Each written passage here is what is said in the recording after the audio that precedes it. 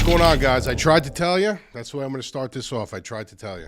I didn't say much on this this podcast, or this show, I should say. But for my subscribers, I did a 1 hour and 10 minute maybe pod on the Mike Tyson and Jake Paul fight, breaking that and the co-main event down. And I pretty much put my reputation on the line, telling you guys that he had a 0.0 chance in winning that fight. I was actually blown away by how many people actually thought that he had a chance. I get it. I understand what you guys were looking for. And it also shows me how many people actually know about boxing and actually how many people do not know about boxing. When I said that boxing years ago had a much bigger base, I wasn't joking. Even years ago, back when Tyson was in his prime, it was a casual thing as well. You had guys that would just come out for the Tyson fights. Everybody did. Girls, guys, grandfathers, grandmothers, fathers, mothers, cousins. It was a spectacle. You had to come and you had to watch a Tyson fight. And that's what it was. Anytime he was on HBO or anytime he did a pay-per-view, it was like all bets were off.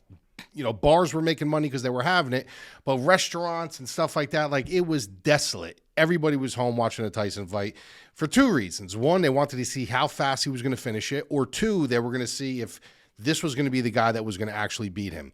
The same thing with Mayweather. Not an exciting fighter, never was an exciting fighter.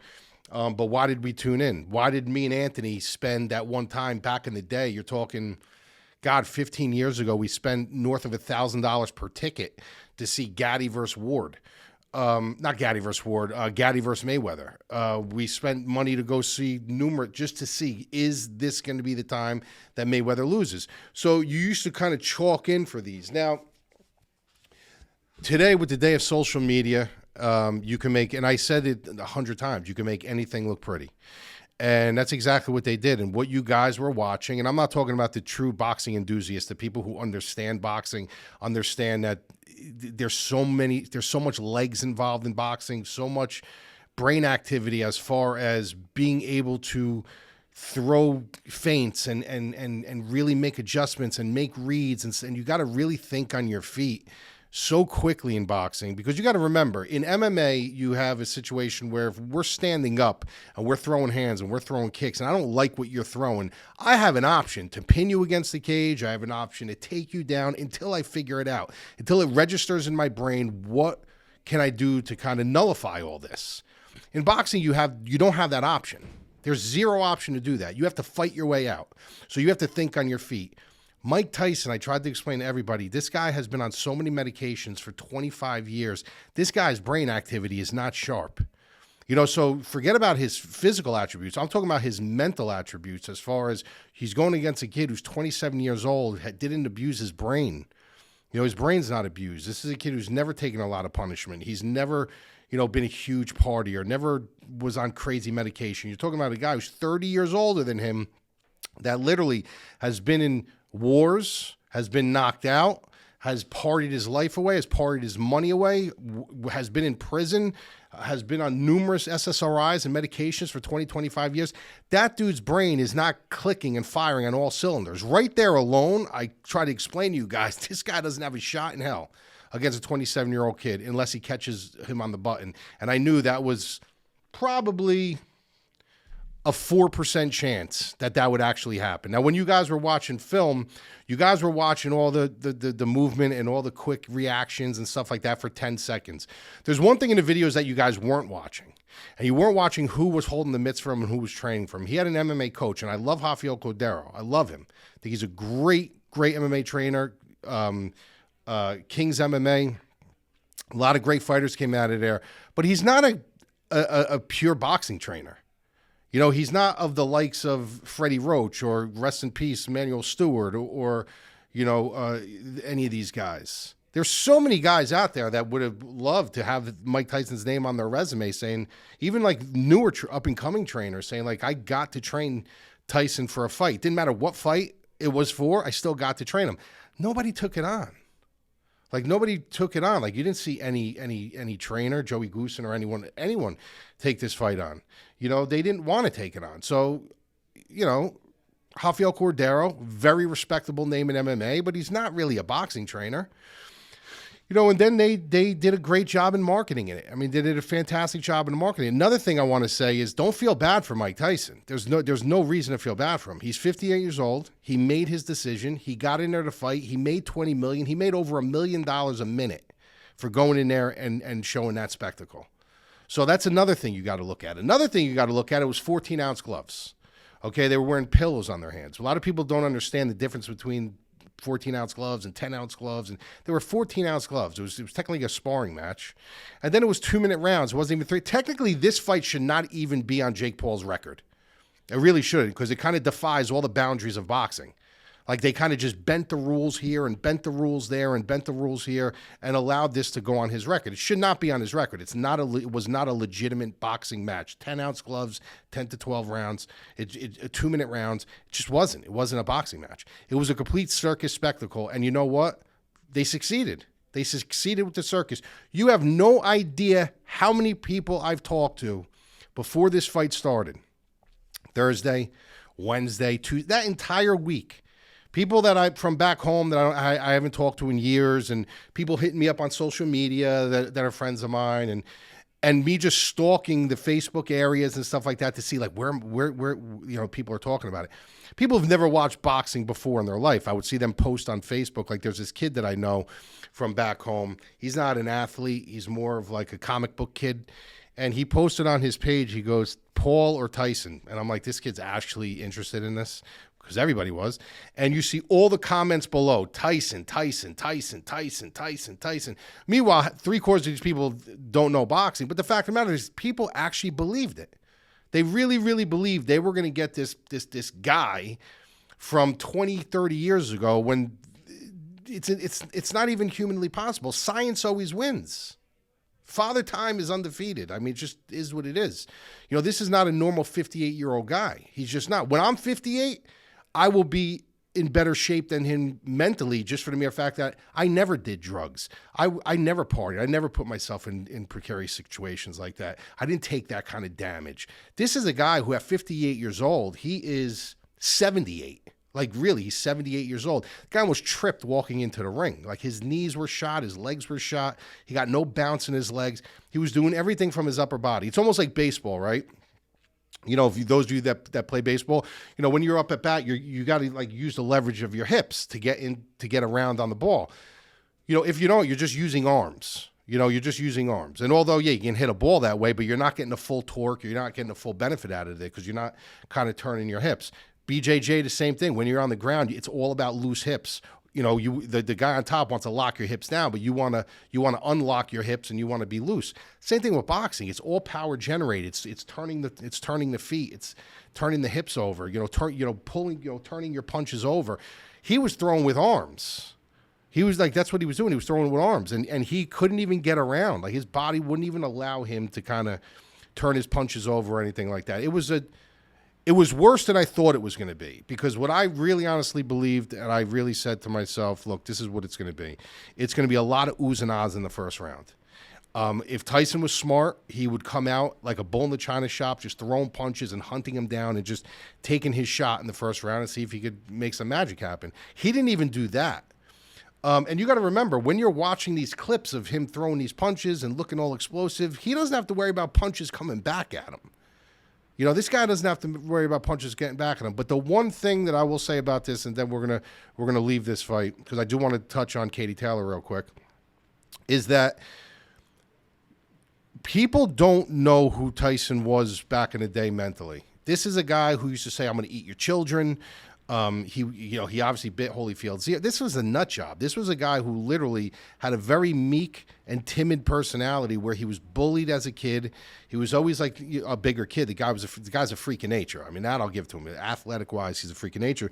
But this guy was like bullied. He's got that bully gene inside of him, where he was kind of a weak, timid kid until obviously he met Custamato. Then when he met Custamato extracted all that from him and said, like, you could take all this out in the ring. And when he went into the ring, all that hate, all that anger, all that anguish, everything came out in the ring, and he took it out on his opposition. You know, now when you look at him, He's all about love. He's all about hugging. He's all about kissing. He's all about respect. That's all the years and years of depression medication. That's kind of the medication that's bringing this guy down to kind of as normal as a level as we can bring him down to. So even if he was in shape, you weren't getting that killer Mike Tyson. Like, you weren't getting that guy. And that's what made Mike Tyson Mike Tyson. So it just blows me away how many people actually believed. Like, really, really I had people arguing with me. And I found myself arguing with people that know nothing about boxing. And then I just had to check myself and be like, wait, hold on, Mike. Like, you've been doing this for 30-something years. Like, these guys, they watch like one or two fights and you're arguing with them. So shame on anybody who actually bet him. I know there was this one guy, and I'll bring up his name. I don't care because he deserves it. I usually don't. But this Jesse on Fire guy, he just went into the wheelhouse of Robin Black. And Robin Black's the only other guy that I ever really called out, because I remember Robin Black. And mind you, we're not calling Jake Paul a great fighter. It's just a situation, this scenario, where when Mayweather fought McGregor, Robin Black did a breakdown like every day. Every day he did a breakdown of this fight. Every day he was talking about how good Conor McGregor looked. Every day he was talking about how boxing is limited and this and that. And he had the stones to come on to the internet and at the end make his final prediction after hours and hours and hours. Now, Jesse on Fire didn't do this, but after hours and hours and hours of these documents and fight breakdown 1 and fight breakdown 2, and says he's going to do it. They don't know he's going to do it. They can't imagine that he's going to do it, but he's going to do it. Conor McGregor is going to knock out Mayweather. This guy literally ruined his reputation with that. Like, that guy should never be looked at that he's serious again, ever. Like, that guy's credentials went out the window when he said that Conor McGregor was going to beat Mayweather. And then at the end of it, he comes down and he goes, well, he won a round. Like, it didn't go our way, but he won a round. No, he didn't win a round. Mayweather carried him that fight. Mayweather could have knocked him. Mayweather hasn't had a knockout before that in probably a decade or more. And he ended up finishing that fight. He could have knocked him out whenever. He carried him. So his credentials went out the window. Mind you, he was fighting Mayweather, which makes it even worse because, you're literally putting Conor McGregor in there with one of the best, greatest defensive fighters of all time that still had his wits about him, never took any damage. He was still an athlete at the time. That was far worse than what Jesse on Fire did. But Jesse on Fire comes out, and he does the same exact thing. And he says, not with the videos. He didn't waste his time doing all these videos and stuff like that. He did a couple, but he had these videos of him training. He's like, the only way that Mike Tyson loses this fight is if Mike Tyson throws the fight or if the fight is fixed. Jake Paul has a 0% chance of winning. Subscribe to my channel. Tell me that I'm right. Tell him the only one that told you this and that. And it was absolutely embarrassing. And I have no issues with Jesse on Fire. I really, really don't. He's got a very good subscriber base. He built a very good brand for himself, but he built a brand on himself with clickbait.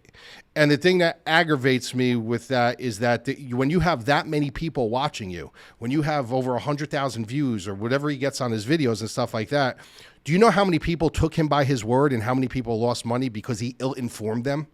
That's what I have a problem with. I don't have a problem with you having a take or being on the phone with your friends and doing this, but I have a problem when you have a community of people that follow you and use your word as gospel, and you're so adamant about Mike Tyson. You lost a ton of people money, period, end, for your idiocracy, for even imagining that Mike Tyson had a 1% chance of winning that fight. Zero. He had 0% chance of winning that fight. And I almost wish that I saw that video much earlier, because I would have DM'd him if he would have answered the DM, and I would have told him, anything you want to bet, my window's open. That's how confident I was that there was a 0% chance. The only percent chance that fight would have went another way is if Jake Paul threw the fight. That's the only possible way. That's the only possible way that, and let me tell you something, in a real fight, Jake Paul doesn't pull the gas pedal back. He knocks him out in the third round. He had him rocked in the third round. He pulled back on the gas pedal. That's just a fact. And I think it's because the backlash that he would have gotten, he's getting backlash now, but the backlash that he would have gotten for knocking out a 50-year-old man, a legend, someone who everybody respects, he would have got that much more backlash. So he took the safe route, and he said, I'm not going to embarrass this guy. I'm not going to finish him in the third round, because he could have 1,000% finished him in the third round. He had him rocked, and he sat back. There was nothing that Tyson was throwing at him that was super dangerous at that point.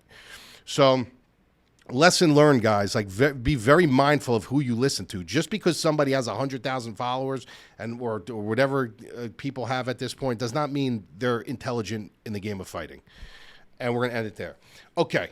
Last week for martial arts, really, really quick. The reason why I'm talking a little bit more about other things is because this card, honestly, is not that good.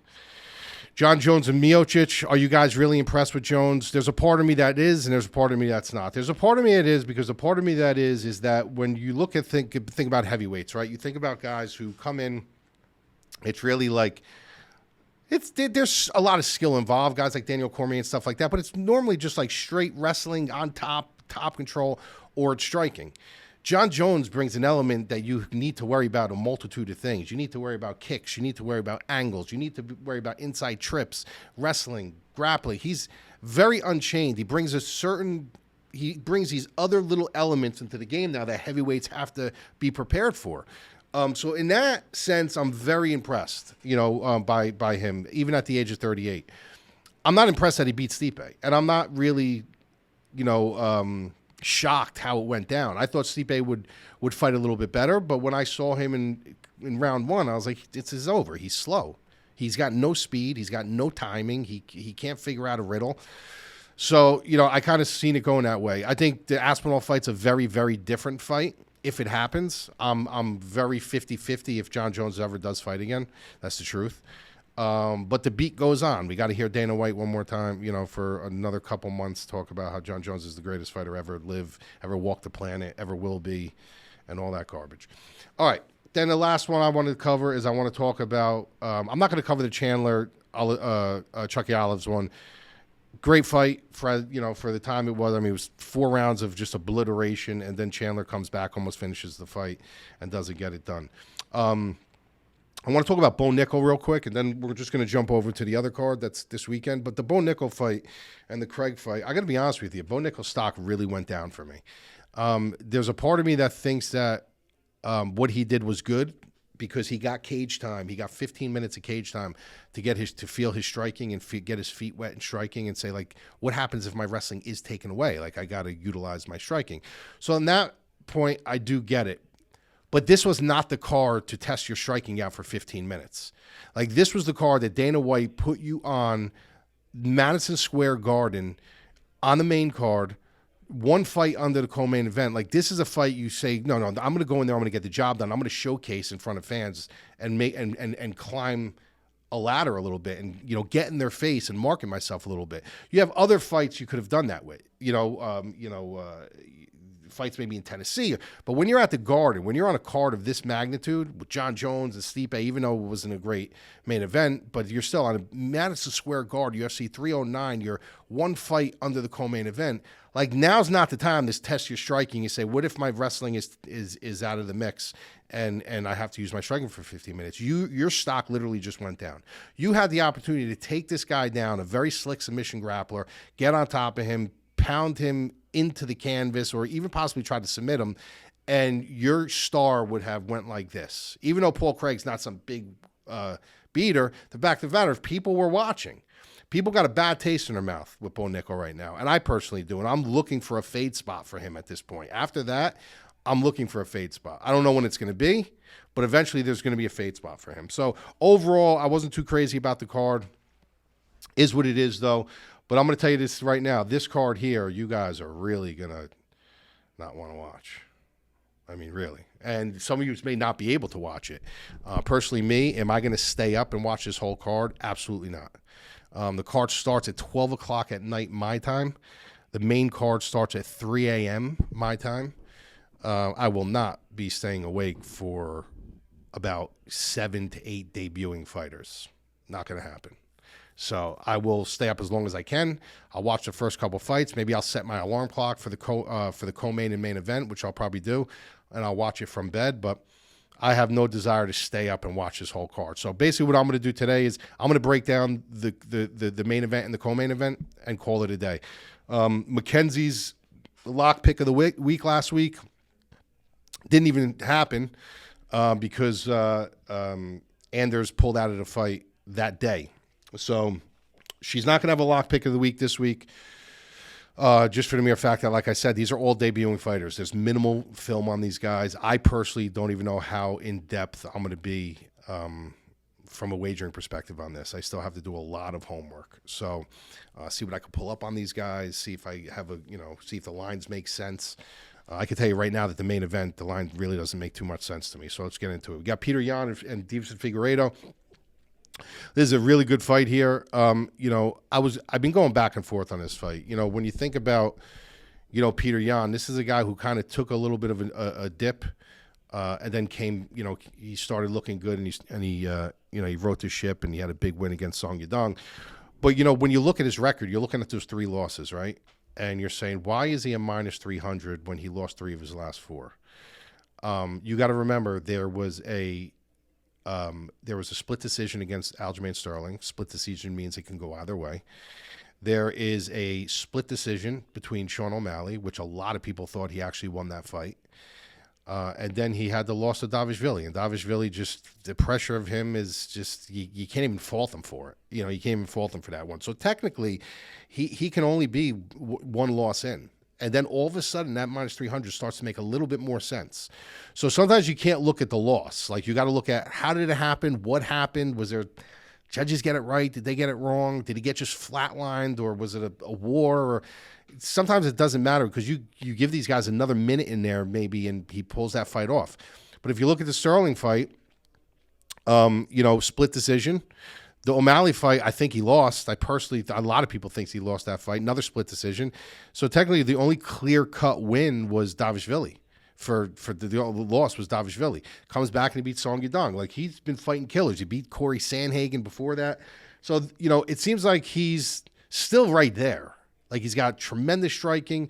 He's got decent grappling, good wrestling. He's very well-rounded. He's got like a 90% takedown defense. And then you got Deiveson Figueiredo, who, honestly, he's looked a lot better at this weight class. He just beat Marlon Vera, but, one can say Marlon Vera is stuck in third gear. I was a big Marlon Vera guy from the beginning when people just didn't think he was that good. I was always a guy who said, like, if you have durability, if you have an iron chin, you can buy your way to victory. Look what happened with Lontop against Ruffy. Ruffy's a clear better fighter, but Lontop's chin kept him in that fight. And the same thing I thought about Marlon Vera. I was like, this is a guy who, I was watching him come up. I was like, and I've seen him get hit with big shots. And I'm like, this dude's chin is incredible. And I was like, if only he can carry that in and alter his game a little bit, and gradually get better, this guy can make a run. And nobody thought he would make a run. Everybody was like making fun of him in the beginning, like Marlon Vera, B-level fighter. And he creeped his way, into the top spot. And when you look at his fights, though, gradually he gets better as the fight goes on, but he's never been able to fix the slow start, and that's been the killer for him. And if he starts slow, which he does in every fight, and you allow him a little bit of room, he's going to work his way back into the fight. Now you're in a fight. But if you keep your foot on the gas pedal and you have good conditioning, you don't allow yourself to really give him that many opportunities to get back in, he will stay at bay.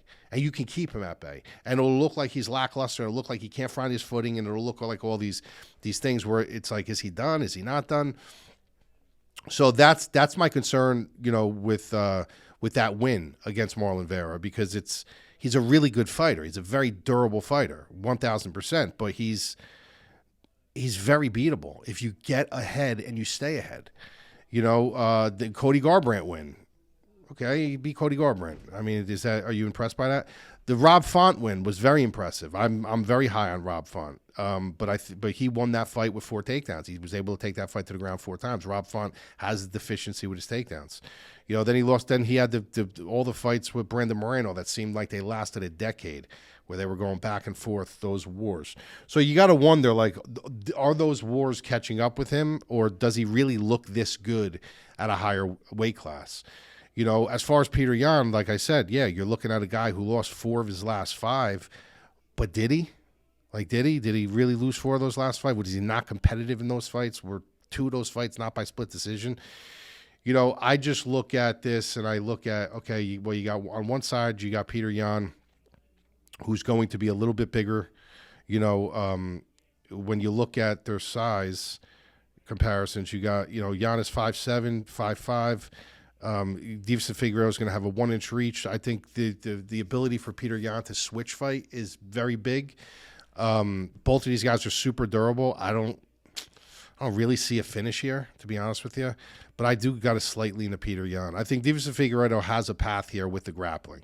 If he could take this fight to the ground, if he could really stick to his bearings and say, look, like, I'll strike with this guy for a little bit to show him that I can strike with him, but at the end of the day, with a minute left in a round, maybe I'm going to ground this fight and I'm going to control and I'm going to steal the round. That's the way I see Deiveson Figueiredo winning this fight. But I think Petr Yan's going to be prepared for it, like I do. I think Petr Yan's going to be prepared. This is a guy who's got, you know, north of 85% takedown defense. Let me see something real quick. When he fought Deiveson, okay, Deiveson was able to ground him 11 times. But, I mean, think about what his percentage would be if that wasn't on his record. He's almost 90% now, and he got taken down 11 times by Deiveson. So that's obviously hindering his percentage a little bit, but Deiveson takes everyone down. I don't care how good your takedown defense is. This guy takes everybody to the ground. So I don't even know how to look at that. You know what I mean? Before that, you had 1, 2, 3, 4, 5, 6, 7, 8, 9, 10, 11. Like 11 of his 13 fights, he didn't get grounded. You know, like his takedown defense held up. You know, Sandhagen was able to ground them once. Sterling was able to ground them once. He was able to take down Petr Yan was able to take down Sterling 7 times. Uriah Faber couldn't take him down. He took Faber down 2 times. Like, he's also a good wrestler. This is a guy who will maybe look to take Figueiredo to the ground, you know, and show him a little something. So I just like him as far as being a little bit more well-rounded here. Like I said, they're both pretty durable. I don't know if there's going to be a finish here, so I'm just going to pick Petr Yan by decision. All right, and then the co-main is Tabitha Ricci and Yan Xiaonan. You know, I gave Yan Xiaonan a little bit of shit during the Wiley fight, like the build up to that. If you guys watch my videos, you'll see I'm like, what is she even doing in there with her? And that was, you know, not because I don't think she's a good fighter. It's just because I think Zhang Weili is such a good fighter. Like, you can be a good fighter, you can be a really good fighter, but when you put that fighter in with a great fighter, it's like, what are we doing? What are we even talking about here? You know, and that's the way I looked at this fight. I looked at that fight with Weili, like, what are we even talking about here? Now, there were certain parts of the fight that were competitive. You know, I'm not going to say that, but if you look at the numbers, I mean, Weili 106 striking, 43 for Xiaonan, 3 takedowns for Xiaonan, the 6 by Weili. Like, she won the decision, you know, at UFC 300, and I think she, you know, like I said, she won it decisively. But the thing with Xiaonan is I still think she's a really good fighter. Like, I think she's really, really good. I just think, like, back in the day when Joanna Jędrzejczyk was around, there was a lot of really good fighters, but she was just really good. You know, Amanda Nunes, a lot of really good fighters, but she was just, like, really good. You know, so, like, that's the way I look at Zhang Weili. Doesn't mean Yan Xiaonan's not a good fighter. It just means I think that Zhang Weili is that much better. So now she's fighting Tabitha Ricci, you know, in a fight where I could see Tabitha winning this fight if she really has great success with her grappling. But she's got to find a way to get there. You know, that's the whole premise of this fight. Is she the better grappler? Yes. If she gets to the ground, is Xiaonan probably going to be put in some bad positions that she's going to have to try to worm her way out of? 1,000%. But it's almost like Jillian Robertson. You got to get her there. Jillian Robertson is a great grappler, very slippery, has numerous attacks from the ground, from her back, from top control. But her wrestling's not good. Her striking is pedestrian. So for her to get it there is an issue. When you look at Tabitha Ricci, it's not that she's a bad wrestler, but she's kind of undersized for the division. You know, if you look at their stats, you're looking at Tabitha Ricci 5'1", Xianan is 5'5". Xianan's gonna have a 64-inch reach to a 61-inch reach. So right out of the gate, you got Xianan, who's gonna be throwing punches down with a longer reach, and she's a striker, and she's much more of a volume striker. And Ricci's gonna have to find her way in on that. You know, she's going to have to find her way in on that. And I just don't know if she's going to be able to do that with Xianan. I think this is a get-right spot, you know, for Xianan. I really, really do, especially where the fight is. It's really kind of serving the Asian market. I think the UFC loves Tabitha Ricci. I don't think they'd be mad either way who wins this fight. There's probably the part of the UFC that wants Ricci to win the fight just because she's a little bit more marketable. She's attractive. You know, she's marketable here in the States, but Yan Xianan is very attractable to the Asian market.